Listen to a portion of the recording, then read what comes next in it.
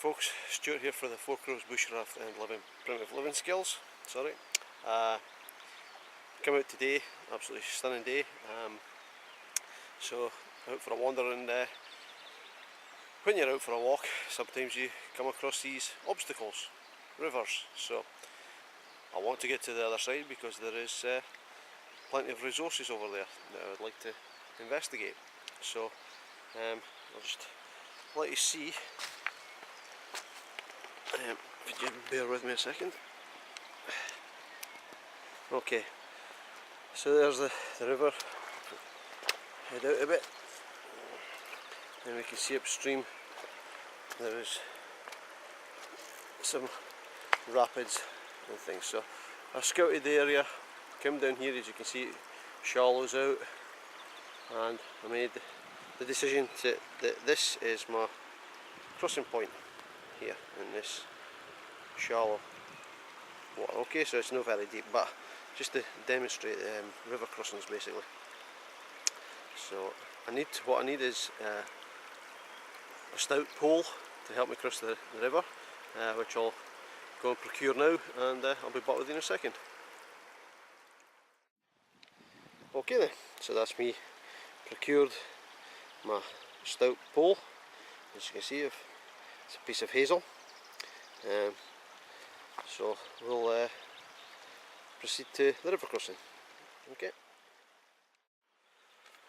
Okay then, so I have my pole. Okay, I've selected the area I'm going to cross.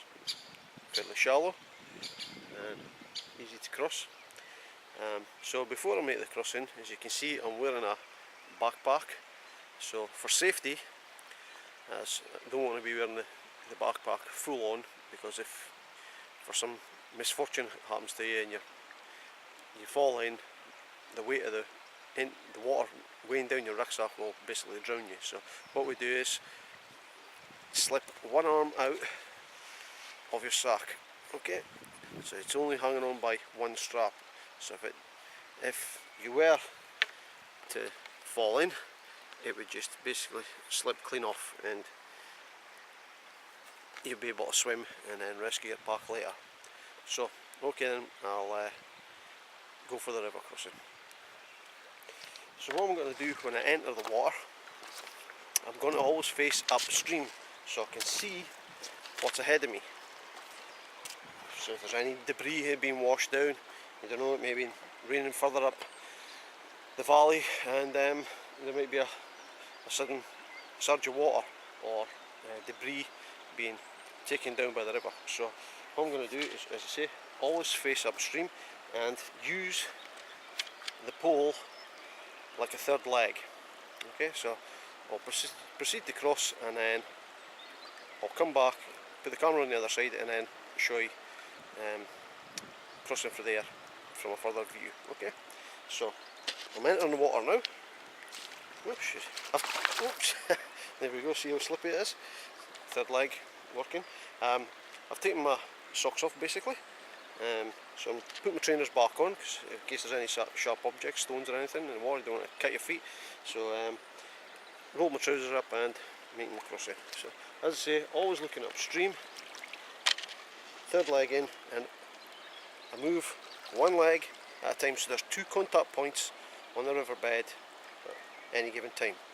So sticks in, move my foot, move the stick, move my foot,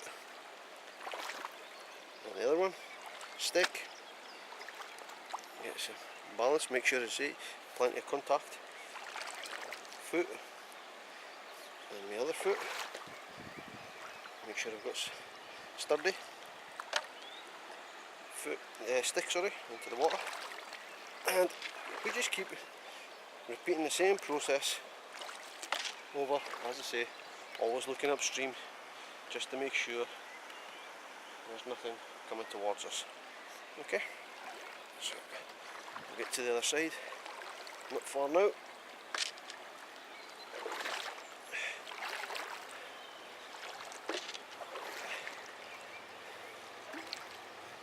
There we go, we're just about there. Okay, so motorcycles going by. Okay, and there we are, we made the other side. Okay, so I'll go back, pan the camera out and let you see that again. Okay, cheers.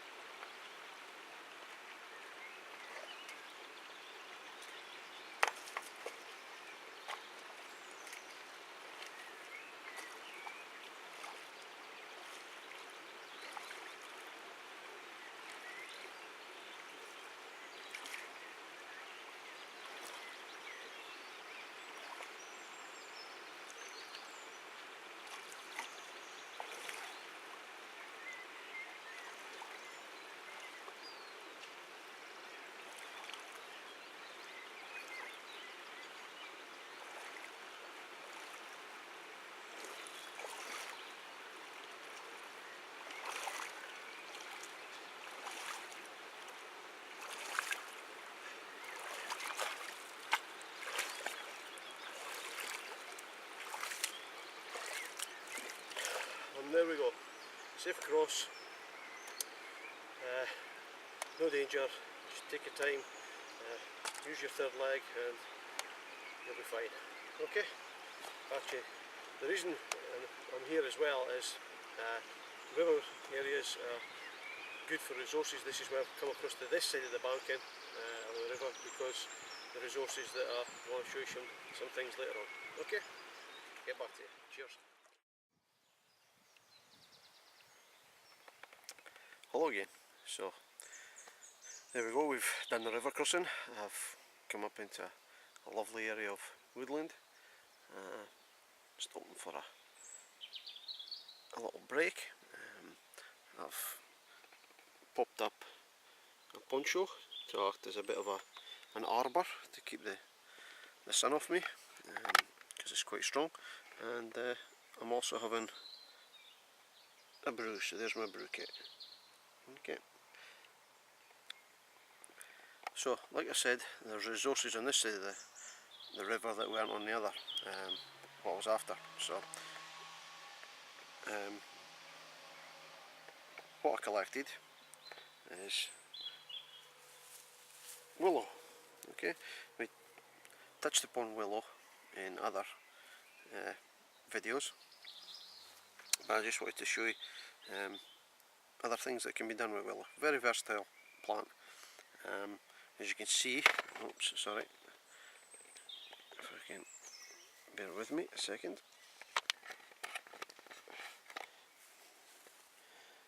Now, what willow can give us, we'll just let that get into focus.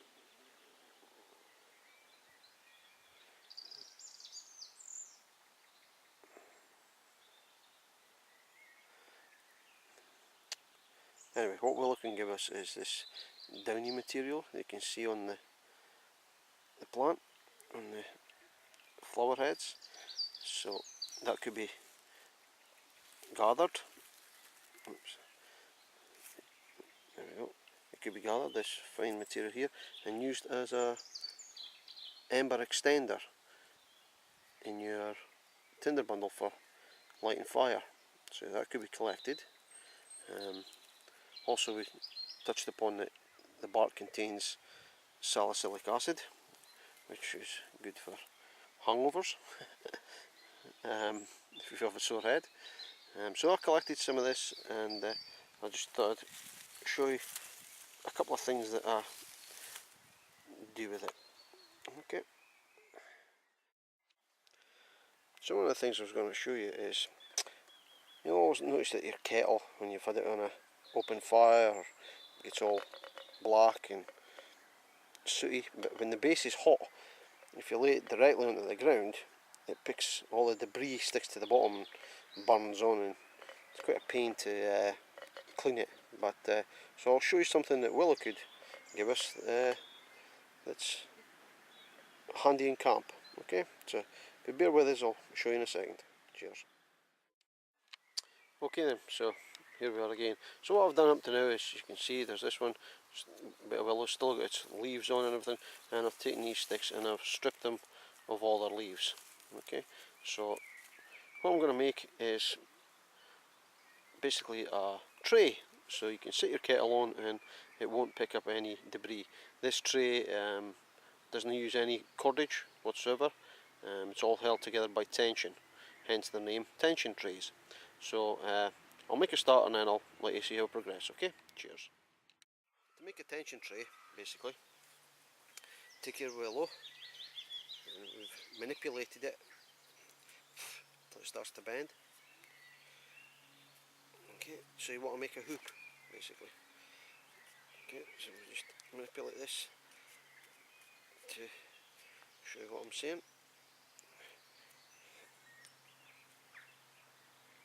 To make the hoop, and then once you've got your hoop with an end, just bend the end. You hear that one cracking because I'm doing this for quickness.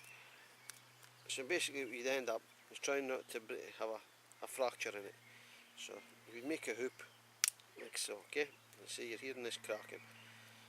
And then you basically weave sticks through the centre, one this way, okay, if I just show you so you get the rough idea, and then one the other way.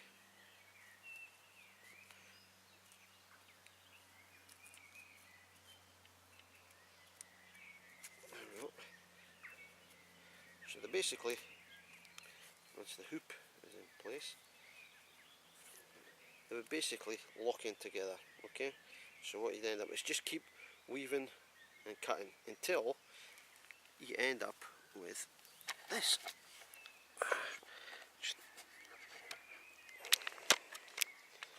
A tension tray. So all I've done is pick it up. If you see, I've woven the sticks over the main sticks, the one in the middle, okay? And so there's no cordage involved, it's all just held together by tension. So when you come to have your brew, just bear with me, when you come to have your brew, you can take your kettle off if it's been on an open fire, pop it on the tray, and there we go. We didn't get any debris being lifted off the ground and sticking to the bottom of your kettle. So that's just one of the things that willow, any other supple wands, shoots will do the same thing. Hazel, for instance. So that's one of them, and I'm going to have my brew now, and I'll catch you up in a minute. Okay. So I'm just going to use my tension tray. As you can see, the kettle is boiling. So let's see if this works. Stop any debris sticking to the bottom of your kettle. So I'll just switch this off. There we go. And one kettle onto a tray, and let's have a look. On the bottom, no debris. So there we go. Using the resources that nature provides to keep your kettle clean. Okay, I'm going to have my brew now. Speak to you in a minute. Cheers. So there we go, that's me. As you can see, I've taken down my poncho, I've finished it for the day, had a brew, nice time in the woods. But another thing I wanted to show you for willow, what I like to do is, you see, I've got a piece of willow here, I'll just strip the leaves off it here, is whenever I go into a sleepover, overnight camp, long-term camp, I like to leave a little gift basically for the woods to say thank you for looking after me and keeping me safe basically. So what I want to show you is this. So what I'm going to do is make I'll tell you what, let's see if you can make it out. So what I'm going to do is we're just going to split this stick first of all, Okay.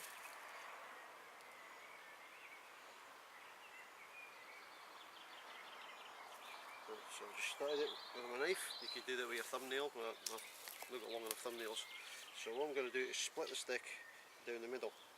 And what will end up happening is if you was to take this stick and just keep on peeling one side, it would taper off and run out, and you would be left with just a tapered piece of stick. So what I'm trying to do here is actually split it. I don't know if you can see this. Coming closer a bit. I'm trying to split it. You can see. Okay. So what I'm trying to do is when I split it, I'm looking at it, and by pulling on the thicker side, I don't know if you're getting this, pull it on the thicker side, it will even itself back up. So I'll do this and then I'll show you what I do next, okay? So as you can see, I've split the stick to within maybe 2 inches, 3 inches, something like that. So what I'm going to show you is just a little gift that I like to leave to the woods to say thank you for keeping me safe.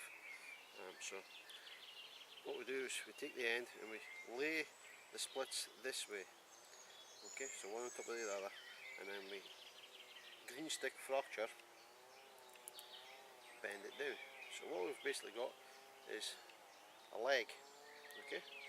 Then we come along and we take the bottom one and we break it, green stick fracture, okay, like so. So you now have, okay, pointing down the way. So then we take this piece, split piece here, and we measure it up to the back leg, so they're roughly the same length. Then we green stick fracture it again, and we push it up the way, so it comes back up on itself. So basically, what we've got is something. Oops, it looks like that. Okay. Now, what I'm going to do, this is a body. Okay. So I'm going to take this strand here that's coming out of the way, and bind it round to create a body. So I'll start that. So what I'm creating here is a figure, a figure of a deer basically, and these were used by, made by Native Americans for their children as playthings. So they were found in archaeological digs, and they always thought, archaeologists thought, well, these are maybe for hunting rituals and other things like that, and as I say, other people have thought that maybe they're just children's toys, playthings, made in the woods, from the woods. So there we go then. Okay, we have a up close, a body, a leg. Okay, so what I'm going to do with this tag here is I'm going to wrap it around the body again and then fold it in. So we go over, round, down, through the body with the stick. Again, this is like the tension tray, there's no cordage or anything involved, it's all held in just by pressure, basically, tension. So there we go, wrap that around there. Okay, so there we go, and if you can see this, we've got the body of the animal, and we've got a tag. So I'm going to cut the tag off, because that's just basically made the body of the animal, okay, with the deer. And I say I like to make these when so if you're ever out in the woods and you come upon a split willow figure of a deer, then you maybe know that I've visited the woods and been in for a camp over or whatever. So there we go, so that's the body, okay. So this part here that we've got now is going to make the neck and the head. So we go up and come breaking it to come back down, okay.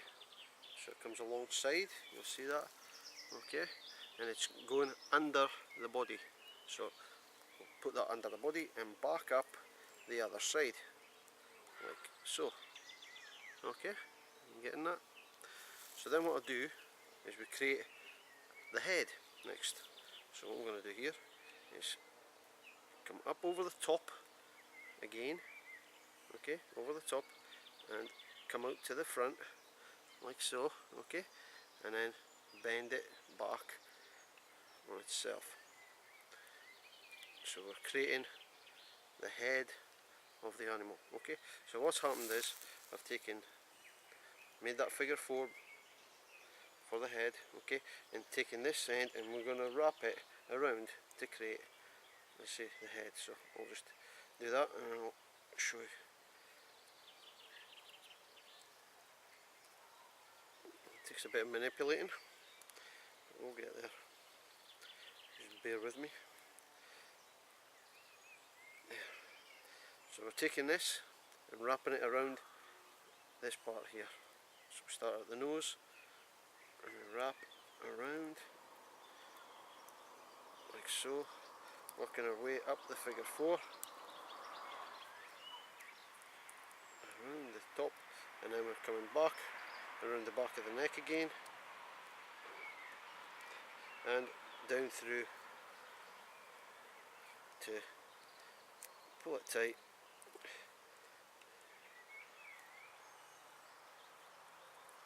So that's just what it now looks like. Now then, archaeologists were always thought there was some religious significance to the way the head would turn, but they've had a rethink, and what they're now thinking is that they can tell whether the maker was right or left-handed. I'm left-handed, so my deer will probably all face the same way. Just a natural kink is what happens. So just gotta tidy this up. I mean, you can make these elaborate, more elaborate, with horns and things like that, but this is just a quick one for you so you can see. Okay, there. So split willow figure animal from the willow itself, a bit of tree origami if you like. So this is what I like to leave for the woods, to say thank you very much for looking after me. So there you go. Incidentally, if you want to have a more detailed